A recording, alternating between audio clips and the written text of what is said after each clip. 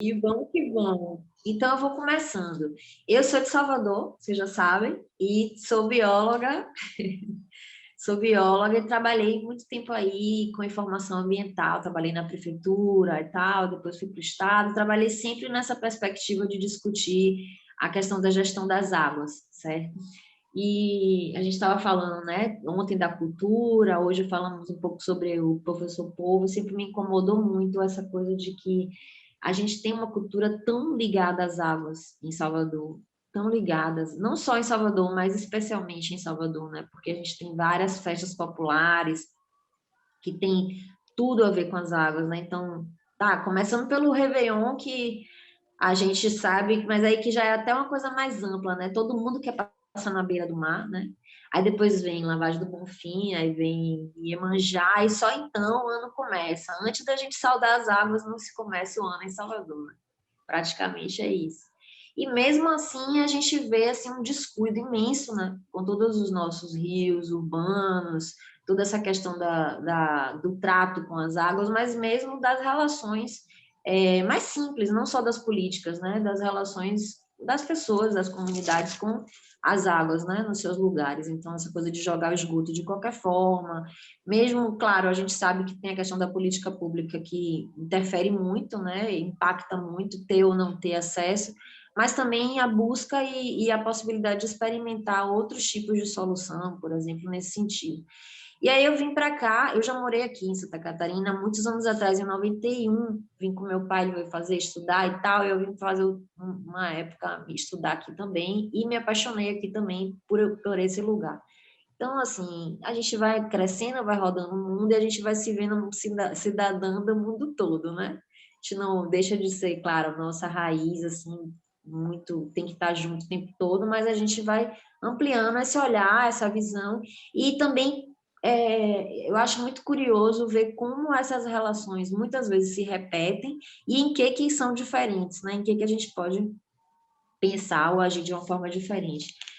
Aqui, especialmente no território, então aqui, quando eu vim para cá, eu vim pensando muito em estudar essas relações, né? E dessa questão da governança vinculada à água e ao clima, mas queria entender como que a gente, isso que a gente acabou de falar, né? Como é que a gente acessa, como é que a gente vira a chave, né? Como é que a gente acessa a motivação das pessoas para entrarem nessa discussão de uma forma mais efetiva? Porque a gente está o tempo todo se afastando das discussões políticas, né? E desses espaços participativos, e não é à toa que a gente vem perdendo cada vez mais, que a gente deixou também de usar e muita coisa se corrompeu nesse processo, né? Então, quando eu cheguei aqui e fazendo um reconhecimento assim do território, das pessoas, dos atores locais, veio de novo, claro, a questão da água, naturalmente, porque é algo que me move, né? Então, além dessa atuação profissional, eu sempre tive um contato muito próximo com a água também, na minha vida, no meu lazer, no meu esporte, enfim, né? Com minhas atividades, outras atividades também profissionais. E isso vem comigo, né? Não tem como a gente desagregar.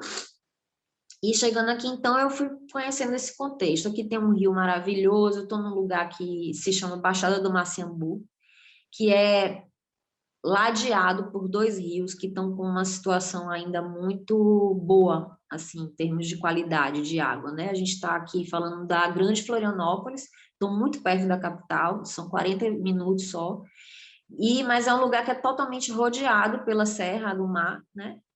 E aqui, especialmente, tem a Serra do Tabuleiro, que dá o nome ao Parque da Serra do Tabuleiro, um parque estadual que é o maior parque aqui do estado e que pega uma boa parte do território, 1%, se eu não me engano, do território de Santa Catarina é parque da Serra do Tabuleiro. Então, pega 9 municípios e tem, assim, uma riqueza hídrica imensa, né?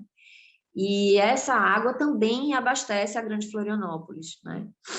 E mesmo assim a gente está na região litorânea, então a gente está rodeado por algumas áreas protegidas, além do parque tem a APA da Baleia Franca, tem algumas terras indígenas aqui, alguns territórios, território Guarani, né? Tem algumas terras já reconhecidas, outras que estão em processo, E tem algumas áreas também quilombola também nesse processo, embora essa parte específica da questão do reconhecimento da cultura negra, do movimento e dos quilombola aqui é muito diferente, lógico, né, pela nossa história, do que a minha vivência que eu tinha na Bahia. Então, ainda há um silenciamento muito grande, um afastamento maior ainda dessas pessoas, desses espaços, né, de participação.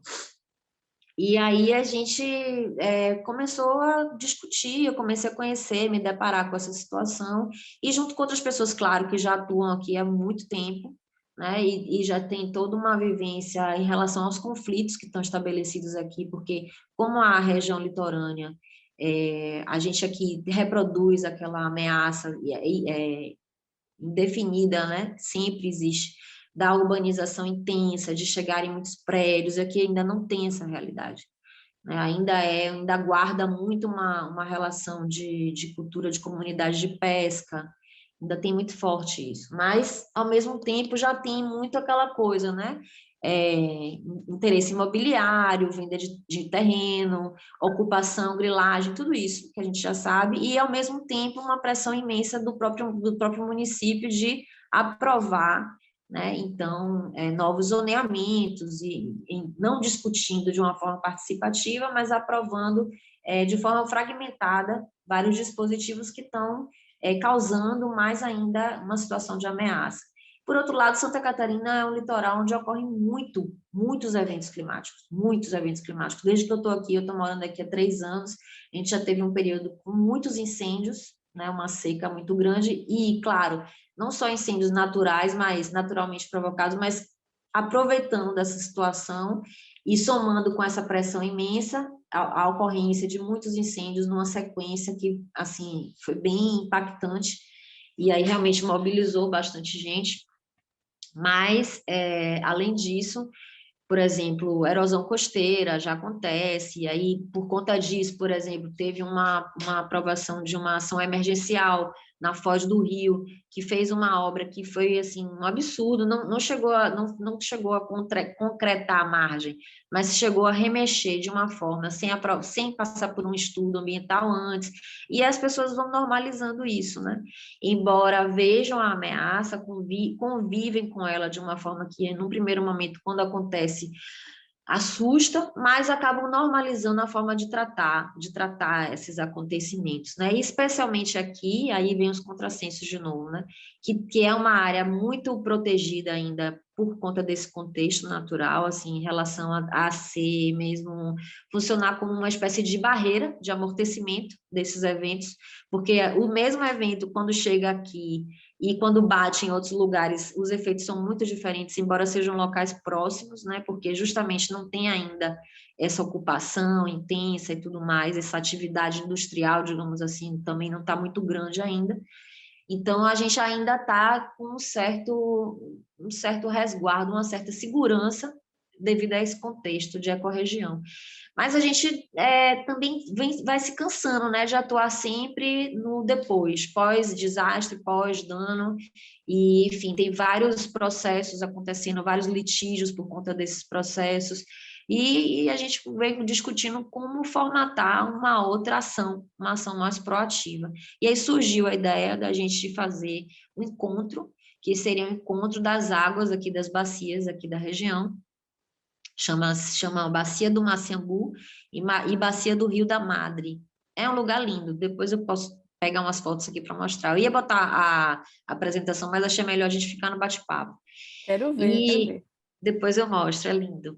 E aí a gente entrou nessa história, né? Vamos fazer o encontro, vamos fomentar o encontro. Começamos a trabalhar nessa ideia de fazer o encontro e introduzindo a questão da discussão climática, muito também no viés da discussão da cultura oceânica, porque a gente vem fazendo todo o acompanhamento de qualidade da água e relacionando isso também com a questão da pesca, dessas questões econômicas, né, do lugar também.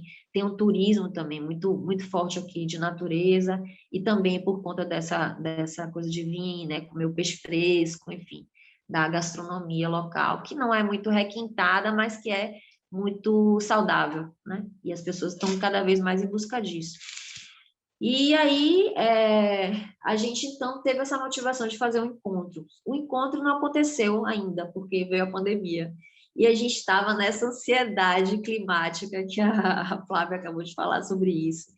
E resolvemos, então, começar a fazer uma série de encontros menores para pensar em organizar esse encontro maior. E aí, se criamos essa roda das águas, né? Nesse sentido. E a ideia da roda é muito para a gente se automotivar, se autoformar, porque aí a gente vem trazendo a cada roda discussões sobre temas que têm a ver, que impactam essa questão do planejamento territorial, né? Mas, além disso, a gente motivar grupos de pessoas daqui da região para estarem junto na organização desse encontro, né? O que seria esse encontro? A gente pensa que esse encontro vai ser um lugar onde a gente vai poder discutir com outros atores, porque também não adianta a gente ficar, isso que a gente está falando também, discutindo, aliás, está sendo muito bom, né? Essa atividade, desde ontem, a gente discutindo muita coisa que está me inspirando bastante, tem muita relação. Então, na verdade, a Roda das Águas é uma ação que está formatada, é um processo de aprendizagem e de comunidade de prática que está acontecendo agora e que a gente está nesse processo, aprendendo junto, enfrentando desafios, porque, por exemplo, tem pessoas que têm digamos assim, uma formação, um preparo até maior em termos de lidar com esses temas, mas, ao mesmo tempo, esses temas ambientais ou socioambientais, né? Mas, ao mesmo tempo, ainda para essas pessoas, mesmo para essas pessoas que às vezes a gente espera que sejam as mais fáceis de trabalhar, para essas pessoas o link com a questão climática não é claro, né? Então, é uma coisa que causa estranheza. E a gente aí puxou a ideia de trabalhar com a saúde, né? Na perspectiva da saúde planetária e com a justiça na perspectiva de promoção de equidade, que são dois vieses, não sei, vieses da questão climática que tem se fortalecido e que são muito importantes de trabalhar para a gente não ficar só falando de emissão, né, mas entender esse impacto de em um outro contexto. E aí, a partir disso, a gente vem lidando com esses desafios, né? Como motivar, como engajar, e também entendendo que é um processo de aprendizado nosso também, né? Meu próprio, de outras pessoas que também estão envolvidas se envolveram com essa ideia inicial de fazer a roda, né? Então, e é tudo muito dinâmico. Então, algumas pessoas não conseguem incorporar e se empoderar desse processo, se afastam, outras a gente já vê que você nem esperava, já vem se juntando, que querem fazer algo, né? E a gente resolveu, então, começar, e a gente até está adaptando essa ideia, assim, do encontro. Não sei se vai ser o encontro a nossa meta. Talvez a meta seja a própria roda, esses encontros que já estão acontecendo. E lidar com esses desafios tem sido bastante, assim, desafiador. Bastante, assim, ao mesmo tempo que é estimulante, né? Porque você vai entendendo como tá e sem querer também centralizar de forma nenhuma, mas também é mais um desafio você fazer com que as pessoas também assumam papéis, né? E assumam protagonismo também no processo, para que não fique centralizado em uma pessoa ou duas pessoas. Então, a gente está nesse momento, a gente estabeleceu como meta das rodas, trabalhar, então, o viés da saúde, da justiça, em função da crise climática, mas pensando em formar grupos de trabalho que a gente possa ir conhecendo e trazendo mais gente para discutir sobre isso, a partir da perspectiva da economia e da educação, basicamente. E da justiça, são três, né? Mas acabou que a gente juntou um pouco nesse momento a da justiça, a gente pensou muito na ideia de entender quais são as representatividades que existem no território para estar fortalecendo essa participação, né, nos espaços decisórios. Mas a gente começou então, porque teve mais gente que se interessou pela questão da economia regenerativa e pela questão da educação climática, né, que a gente chamou no primeiro momento de educomunicação, não colocamos estamos até evitando ficar falando em climático, né, mas buscando alinhar.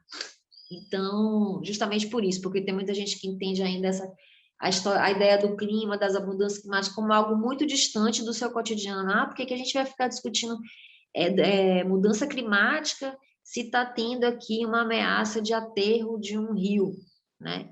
Então, para a gente que talvez já esteja no processo, até estranho não haver esse entendimento, mas é algo que é muito real ainda. Aí, quando a Flávia traz, né, essa história do ponto de ônibus, de como ela chegou perto das pessoas de uma outra forma, isso é muito interessante, né? Me Ela falou o despertou. quê? Porque eu não estava. Ela falou que nesse processo da campanha dela, ela também foi descobrindo outras formas de trazer o tema sem assustar. Então, por exemplo, as pessoas que estavam ali no ponto de ônibus de manhã cedo, um calor de 40 graus, né? Entender a partir disso, desse conforto, né, térmico ali para quando está preparado para chegar no trabalho, ou mesmo em casa antes de sair, né? O que que isso tem a ver com a política que está lá sendo decidida pela pessoa que você votou ou não votou, né? Ou deixou de votar, e como é importante você estar participando desses processos para também trazer mudanças nesse sentido, né? De estar melhorando essa situação do seu cotidiano, né? Então, algo que ligue muito com a prática do dia a dia das pessoas. E a gente está nesse momento exato agora, partindo para começar a pensar algumas ações nesses pequenos grupos que se formaram. Na verdade, foram poucas pessoas que se engajaram, por enquanto, nesses grupos de trabalho mesmo, que a gente está chamando. Quer dizer, a roda virou uma coisa de encontros mesmo, para a gente discutir temas e fazer essa formação e essa troca. Ao mesmo tempo, paralelamente, esses pequenos grupos um pouco inspirado também até no que a gente faz no Climate, em outras redes também que eu participo, né? De outros grupos se engajarem com esses microtemas para a gente ir entendendo e até mobilizando mais gente para chegar. Então, a gente fez um grupo, acabou fazendo um grupo único, mas dentro desse grupo único a gente está criando agora algumas ações, né? Para a gente partir agora para ação, para fazer alguns mapeamentos, entender um pouco como é que essas economias regenerativas podem ser potencializadas. Aí ontem eu fiquei pensando um monte assim sobre isso, quando a gente viu a questão do sarau, né? Porque a gente está envolvendo ali, a gente envolve as pessoas que trabalham assim, de uma forma mais sustentável, com produtos ou com serviços, enfim, de uma forma mais sustentável, mas ao mesmo tempo essa economia também acaba entrando na dependência de um consumo. E esse consumo também acaba vindo um maior aporte de gente estando ali, né, na região, ou circulando ou morando, né? E como é essa relação? Como é que se dá isso? Agora há pouco também, na fala acho que foi Lúcia, né? Ali no debate da palestra da Paula a, como é que é o nome dela? Do Bloom. Ela falou isso, a Lúcia falou isso, né? Da gente também entender essas experiências, essas coisas, essas práticas, mas fora da ideia do antropoceno, né? Sem ser uma coisa utilitária, que eu acho que é algo que a gente está amadurecendo para tentar fazer, mas eu também ainda não sei como, né? Porque no fundo, as pessoas acabam dependendo desse mesmo mecanismo, mesmo que trabalha de uma forma sustentável. Embora aqui, especialmente, a gente viva muito, é interessante, a gente vive muito uma coisa assim de troca, tem uma economia de troca muito grande, também de reutilizar coisas, sabe? Brechó, tem muito isso aqui, muito, é forte. Mas, ao mesmo tempo, é isso, né? As pessoas precisam do dinheiro em algum momento e o dinheiro acaba vindo a partir de um consumo, mesmo que trabalha dessa forma sustentável, de um consumo que é majoritariamente, assim, no volume, depende das pessoas que ainda estão no outro modelo, né? E aí, como que a gente vai fazendo para ampliar essa roda, ampliar essa discussão e trazer essas pessoas para se engajar nisso?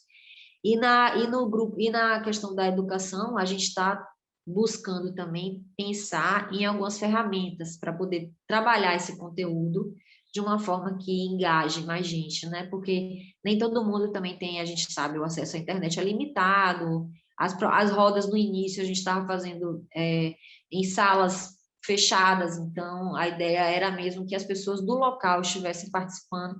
Acabou que isso foi ganhando uma outra dimensão. Hoje a última roda foi transmitida por um canal da UFSC, porque tem uma professora que é envolvida também, uma das pessoas que está envolvida na roda, e está acontecendo em Floripa também essa mesma, porque está acontecendo em todo lugar, né, gente, essa discussão do que a gente quer para o território que a gente vive, né? No fundo é uma questão que está aí na mesa para todo lugar, né? Então, a gente acabou ampliando isso, né? Essa escuta, né? Então, a roda hoje não é mais algo, assim, esses momentos de encontro para a discussão desses temas mais amplos deixaram de ser algo só para o pessoal que mora aqui, né? Tem, por exemplo, tem gente de Sergipe participando desde a primeira roda, não sei como chegou, mas tá participando, né? E aí a gente vem discutindo a questão do planejamento territorial, e sim, e aqui porque a água, né? Porque a água, ela primeiro, é o nosso, meu Deus, é a nossa fonte de vida, né? E além disso, é um veículo universal para todas as trocas que acontecem, né? E para as trocas serem saudáveis, elas precisam continuar acontecendo. Nada que barre o fluxo ou que impeça, né, esse trânsito das substâncias ou dos seres vivos, enfim, dessas trocas todas que a gente precisa que aconteçam para que se tenha saúde. Então, tudo que impede isso, tudo que bloqueia isso, né? Como é que a gente vai lidar? Tem lidado e pode lidar de outra forma. Então, desde poluição, né? Hídrica ou atmosférica, mas especialmente falando de água da hídrica, até essas intervenções mesmo, né? De produtos químicos, enfim, de fragmentação, porque vai construir rua, porque vai fazer obra de saneamento, né? Então, tudo isso, todas essas concepções, a gente repensar, né, nesse contexto. É muita coisa, não é algo para ter um horizonte para acabar, mas é algo que precisa estar sempre sendo discutido e falado, né, e pensado. E a gente entende também que essa questão da educação climática, a gente fala muito das escolas, claro, importantíssimo, é fundamental, mas é importante também chegar em outros lugares. Então, é o que a gente está fazendo também, né? Chegando para outros grupos, outros públicos, e especialmente também chegar nos políticos, né? Uma hora a gente quer que chegue também na Câmara Municipal, enfim, em outros espaços. E aí é isso que está acontecendo aqui agora, é isso.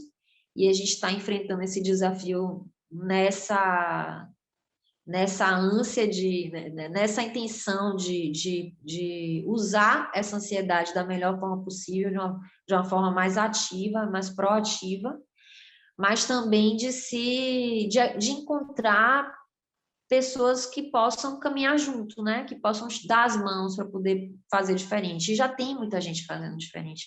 Tem algumas iniciativas. Aí a gente foi também conhecendo outras iniciativas nesse processo bem importantes que já acontecem no território. Então, dar visibilidade a isso e pensar como essas pessoas também podem ser fortalecidas e como que essa economia pode ser ressaltada, potencializada em detrimento de uma outra economia que vai chegar aqui e vai ampliar desigualdades, né?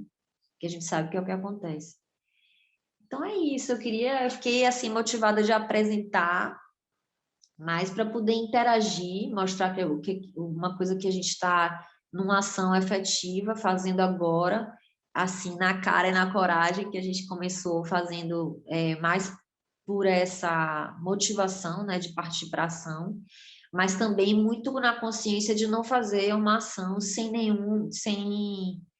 contexto, né, sem conteúdo, enfim, pensando onde quer chegar, né? E sem perder a motivação no caminho, porque os desafios são imensos, mesmo de onde a gente menos espera que vem desafio, porque os relacionamentos são algo que a gente está também nessa busca de adaptar, né? Essa questão de ganhar confiança, de estabelecer redes onde a gente possa realmente estar entendendo o que é o propósito comum, né? Embora cada um tenha seu jeito de agir, de pensar, enfim, suas prioridades, mas, né, o que a gente tem em comum que a gente pode trabalhar junto para que isso melhore ou aconteça, né?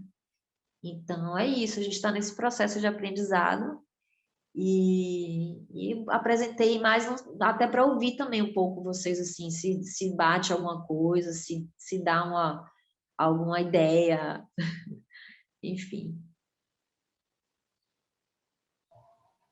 No meu caso, quando eu confesso que o momento em que eu realmente me liguei sobre oceanos, não que eu não me importasse, né?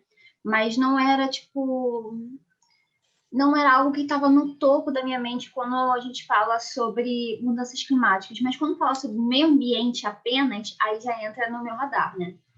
Mas eu comecei a pensar um pouquinho mais, ou seja, bem recentemente, durante essa primeira conversa que tiveram sobre o professor Polvo, aí depois falaram do podcast, e aí que meu olhar começou, eu comecei a pensar, nossa, Suelen, por que você fala tanto sobre clima e meio ambiente, mas também não foca no oceano? Justamente porque não só o ambiente ao nosso redor é água, como a gente também é.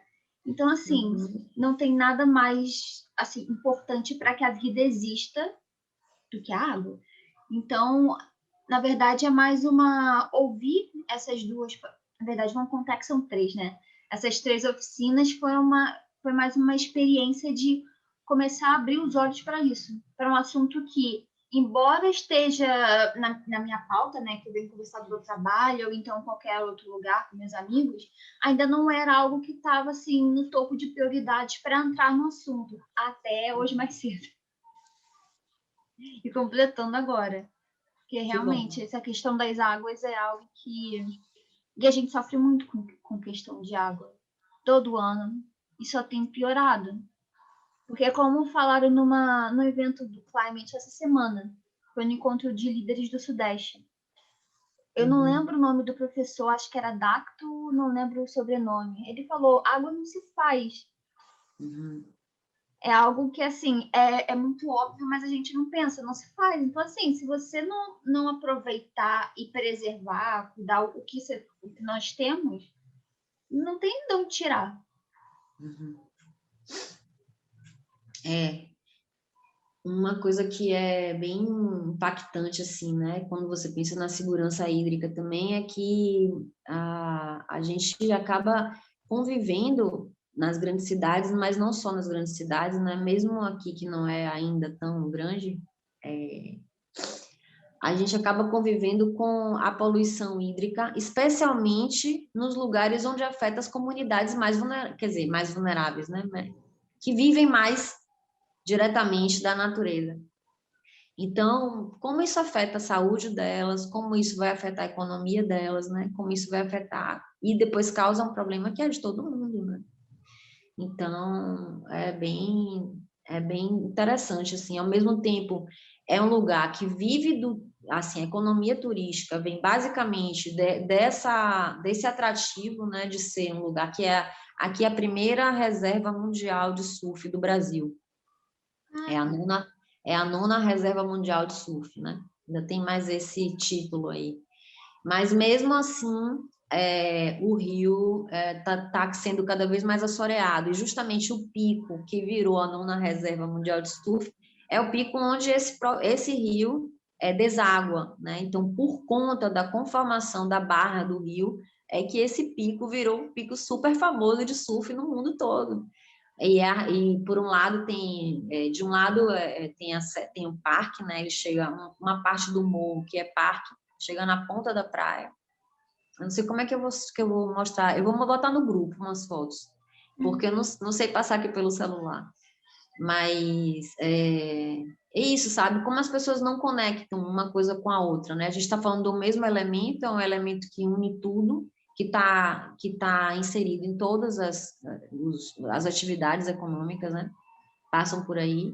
Então, água e energia são básicos para tudo, tanto no nosso metabolismo, né, corporal, quanto em toda atividade econômica, né, que a gente está aí, sustenta ou promove. né? Água e energia são fundamentais para tudo, né? E como a gente deixa de pensar nessa segurança hídrica, né?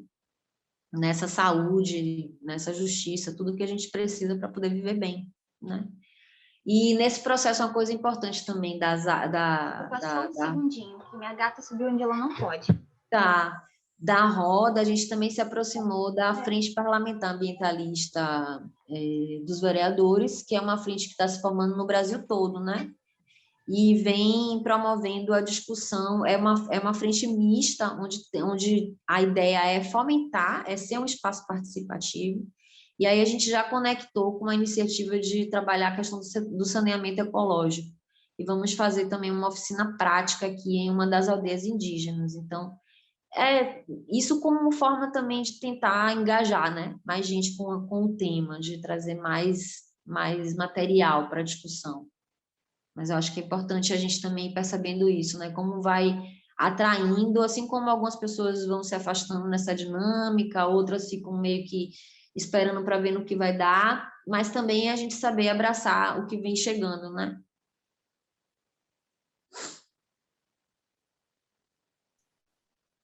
Eu estava pensando aqui, sinceramente, fora, quer dizer, fora não, dentro de tudo que a gente falou aqui, é uma coisa que eu fico me perguntando, na verdade, não tem a ver só com água, tá? Mas eu vou trazer para a água o exemplo que eu estou pensando aqui, que é essa questão de ecoturismo, vou chamar assim.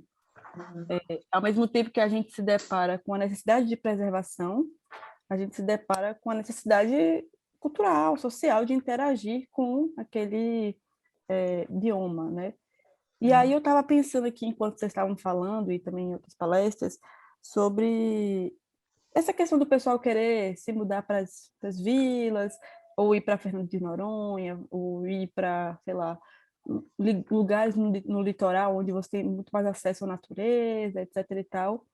E como isso, de certa forma, pode ser encarado também como uma coisa, entre aspas, ruim, porque você está trazendo um impacto maior para um lugar que estava preservado, sabe? E aí eu fico me questionando, assim, não querendo ser extremista nem para um lado nem para o outro, mas só trazendo a reflexão aqui, porque, por exemplo, a gente que é da Bahia, né? Existem vários lugares aqui, como a própria Itacaré, que era uma vilinha de pescadores, sabe? Que a gente adorava ir para lá e sentir justamente que estava fora da cidade. E quando você vai para Itacaré hoje em dia, eu passei Réveillon lá, foi 2019, eu acho, que eu passei Réveillon lá. Nossa, Itacaré é uma especulação imobiliária absurda. Assim, você vai para surfar, você vai para aproveitar a água, só que aí você vê um monte de lixo na praia. Enfim, e aí meio que descaracteriza o lugar, né? Então eu fiquei pensando sobre como é que eu vou unir essa preservação, falando também de população, porque a população interage, mas essa preservação desse ecossistema, desse bioma, enfim, seja oceano, seja outro ecossistema aí, mas falando de oceano, e o respeito à natureza pelas pessoas. É um questionamento que não necessariamente tem que ter resposta agora, mas só para a gente refletir sobre, né? Eu fico pensando sempre que o caminho é a gente promover participação, sabe?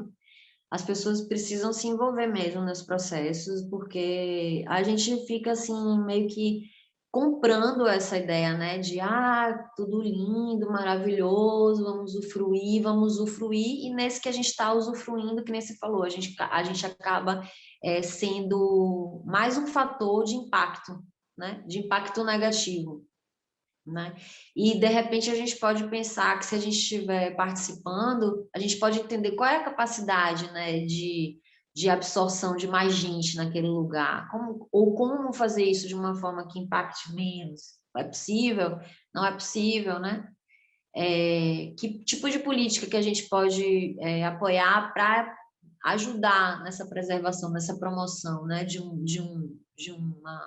um usufruto, que não deixa de ser menos impactante, né?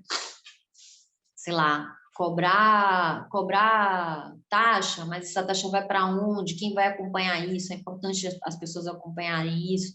A questão do lixo, né? Como é que é tratado? Como é que é feito?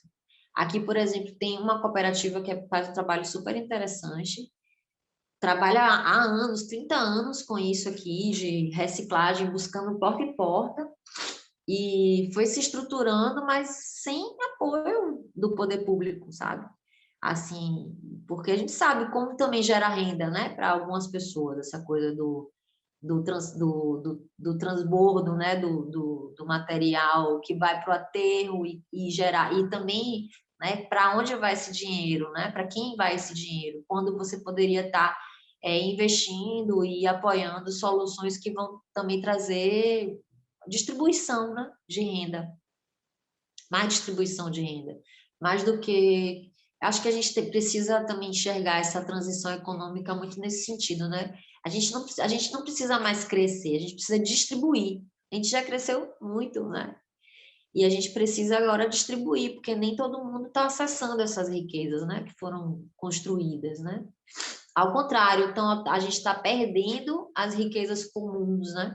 E está concentrando cada vez mais a riqueza em poucos, né? Para poucos. Então, essa é difícil, porque muita gente também vai para esse lado assim, eu não vou entrar nessa ansiedade, nessa loucura, eu vou curtir, eu vou passear, eu vou, né? Eu vou relaxar, vou tomar eu vou, sei lá, o sarau, por exemplo, ontem, eu vou pro sarau, mas aí quando eu saio do sarau, legal, eu consumo ali os produtos artesanais e tal, mas depois eu me envolvo na decisão sobre como que esse lugar vai estar daqui a 10 anos, né? As próprias pessoas que participam ali, né? Os produtores, enfim, também, como se envolvem, como deixam de se envolver, né? Então, eu fico pensando nisso. Nosso sonho é causar esse engajamento, né? Trabalhar por esse engajamento. E aí tá em rede, e isso assim, desde o ano passado, né, que eu fiz a formação no Climate, tá em rede como essa e como outras que eu tenho buscado participar, é algo que fortalece muito, né? Porque a gente vai aprendendo uns com os outros, e eu acho que também sai muito do foco personalista, que muitas vezes acontece nos lugares. Então, tem esse desafio, né? Então, e as próprias políticas de impacto negativo se aproveitam disso, né? Dessa coisa de personificar, e daqui a pouco os conflitos viram mais pessoais do que causais, né? Então, tirar um pouco disso, desse foco, entender que o foco é outro, né? E para onde a gente pode caminhar junto. Realmente, quando você falou na verdade, deu o exemplo do sarau que a gente viu ontem. Eu não posso afirmar uma coisa que eu não tenho certeza, né? Mas me parece que muitas vezes a questão é que as pessoas elas aproveitam, elas acham interessante a proposta tanto do evento quanto das pessoas que estão lá vendendo alguma coisa artesanal, seja comida ou seja vestimenta, acessório ou qualquer coisa do tipo. Eu vejo que as pessoas acham interessante e ali elas super aproveitam. Falam, ai, que legal isso e tal. Mas aí quando sai daquele momento ali, é muito difícil, não sei se é difícil, mas eu vejo que as pessoas elas não continuam esse movimento. Por exemplo, elas curtiram essa coisa do artesanal, do feito pelaquela pessoa daquela comunidade, mas quando vai para casa fica lá como se esse consumo fosse mais uma atração, um entretenimento do que algo que pudesse levar no cotidiano. Sendo que esse tipo de evento, né, quando acontece ainda mais em regiões menores, até quando acontece, por exemplo, aqui na pracinha aqui do lado de casa, eles sempre são para ajudar ou alguma coisa ou as pessoas que ali vivem. Então, parece que vai tudo para... Enfim, normalmente as práticas ali não perpetuam na casa da pessoa. Eu digo isso aqui das pessoas do Rio de Janeiro que moram aqui por perto, né? Quando vão para algum evento assim, mas por lá talvez a postura seja diferente. Que, tipo assim, às vezes nem separa o lixo, né? Como eu até mencionei ontem, acho que foi ontem que começou o Alice Clima, aqui onde eu moro não faz nem sentido eu separar o lixo, porque o prédio não tem coleta seletiva. Porque para ter essa coleta tem que contratar uma empresa. E aí, como o condomínio não vai contratar, não faz sentido, porque se eu separo, na hora que vier a Conurb para poder retirar, vai tudo para o mesmo lugar. Porque eles não têm essa separação, né? Vai tudo para o mesmo lixo. Então, assim, nem essa coisinha pequena, que é pelo menos separar sólidos de... Porque separação mínima aqui não adianta. Uma coisa legal de fazer assim, agora eu não participei daquela do apartamento, né? Mas eu comecei a compostar assim meu lixo orgânico, é muito legal de fazer. E aí, sobre os recicláveis, tentar contactar alguma cooperativa, porque às vezes tem cooperativas que vão buscar, mesmo não estando no esquema da coleta municipal, mas há cooperativas que vão buscar nos lugares. De repente, claro, quando você mora numa casa, é mais o seu só, mas quando você mora num condomínio ou num prédio, talvez até outras pessoas tenham a mesma inquietação que você, né? E possa juntar e ver o dia que mais gente, a pessoa vai passar lá e pegar mais coisas, né? Não só o seu resíduo. A ideia aqui era que pudesse ter algo para o condomínio, né? Porque isso entra nas contas de mensais que a gente paga. Mas parece que não é de interesse, então acaba ficando assim. Mas, assim, em outros lugares, quando tem, tipo, shopping, que tem uma separaçãozinha mínima, aí dá para aplicar, mas algumas coisas em casa são meio complicadas. E aí, assim como a gente está falando, né, no âmbito, assim, municipal, das políticas públicas, é bem parecido, em outra escala, mas, assim, a coisa do condomínio, né? Às vezes, não vai vindo o cara que está lá, do síndico e tal, é uma coisa que 1, 2, 3 vizinhos começam a conversar e daqui a pouco começar a dizer, pô, a gente quer ver isso aqui, a gente quer, né? A gente quer fazer diferente, a gente quer que o condomínio se preocupe com isso, provocar, né? Nesse sentido de provocar, muitas vezes surte efeito. No condomínio onde eu morava em Salvador, minha mãe ainda mora, a gente, uma época, começou, há um tempão atrás, começou a discutir isso, né? Sobre a questão da coleta seletiva, e acabou que se criou exatamente essa solução de uma cooperativa ir lá buscar, porque não tinha coleta seletiva da prefeitura. E funciona até hoje. Isso tem alguns anos já. Funciona até hoje. Mas foi super polêmico, assim, na época, porque tinha gente que era super bem intencionada, até trabalhava no governo e tal, não tinha vários contatos, mas entendia que não valia a pena, porque não justificava uma coleta municipal. Mas aí foi nessa discussão toda que a gente chegou nessa conclusão de que poderia ter outras formas, ou se não tiver nenhuma, leva o seu lá para algum ponto, né, de reciclagem, aqueles pontos coletores.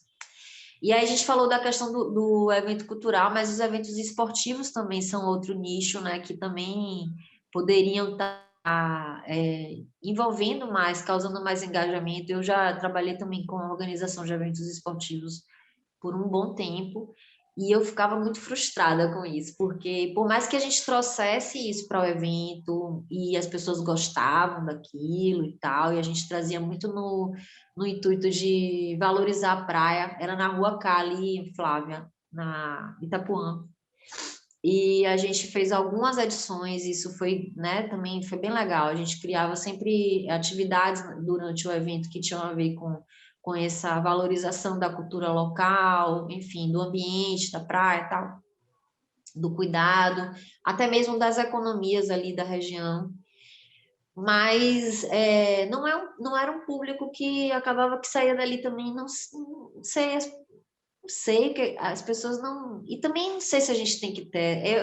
Tô aqui colocando tudo isso para vocês, acho super importante, mas também entendo que tem outras esferas, né? Outras escalas de envolvimento. Nem todo mundo vai se envolver com discussões de políticas nos espaços decisórios, mas é muito importante que mais gente esteja se envolvendo, entende?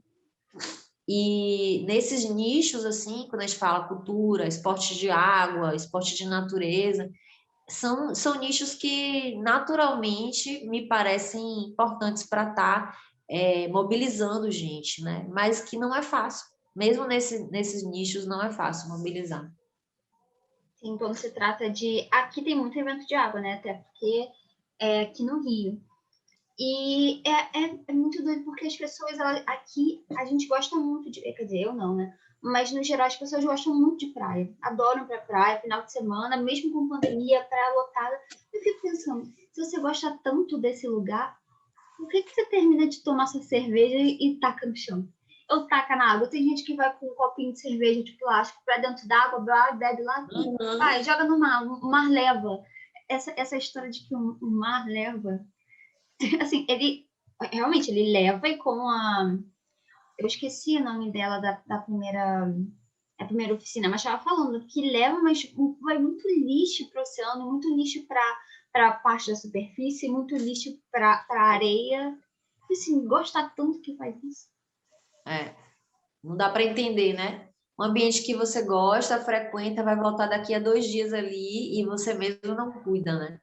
Mas aí eu só tenho um adendozinho que eu tenho que culpar a prefeitura, porque aqui é muito difícil também encontrar lixeira. É muito difícil. Assim, tem uma lixeira aqui, a outra vai ser daqui a 5 quilômetros. Assim, é complicado. E aí aqui, se você realmente se importa, tem que andar com uma sacola dentro da sua bolsa para ir jogando lixo, porque senão você vai ficar com ele ou o povo vai tacar no chão, né? Já que não tem lixeira.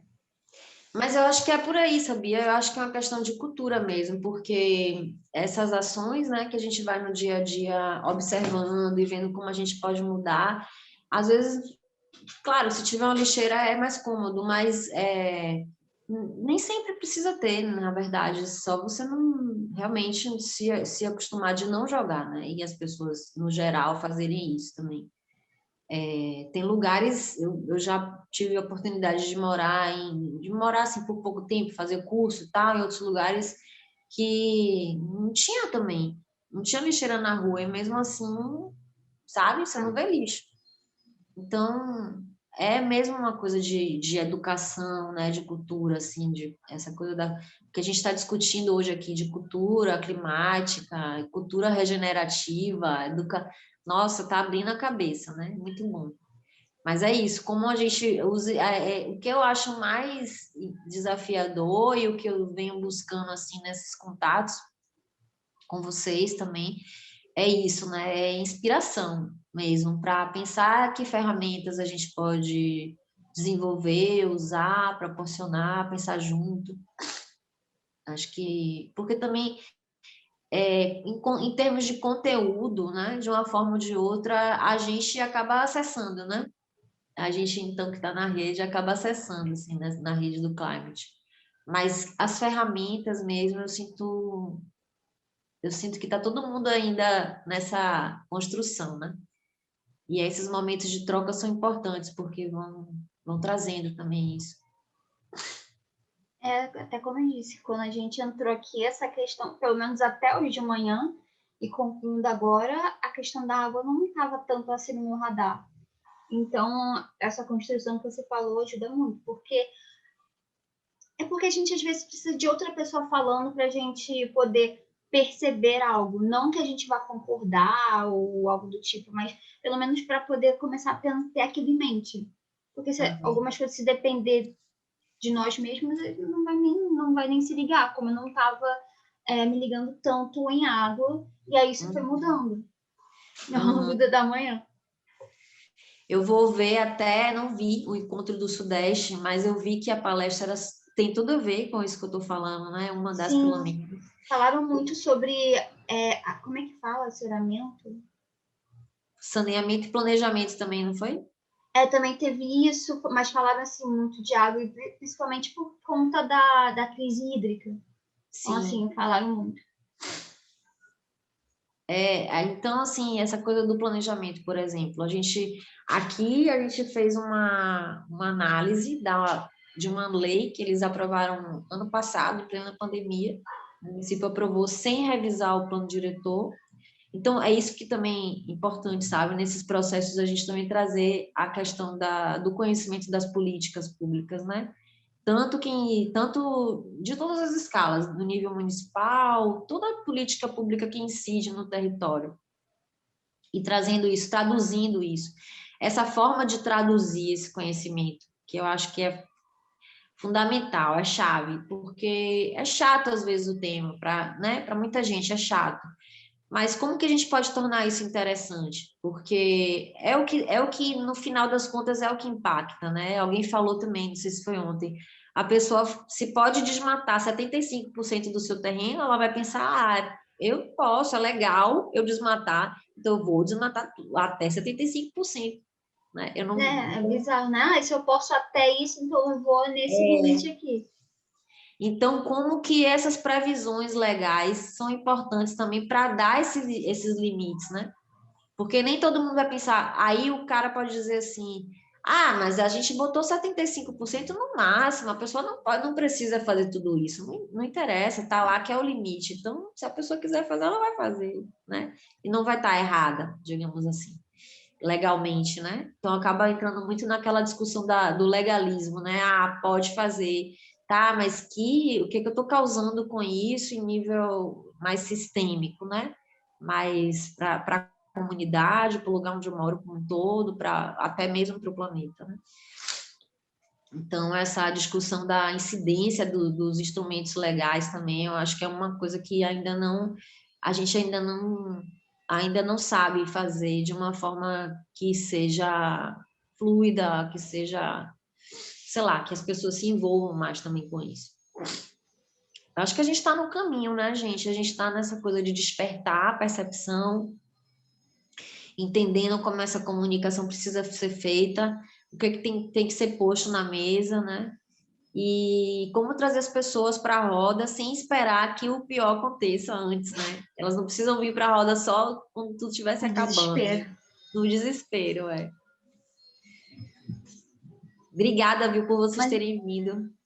Imagina. Peraí, então deixa eu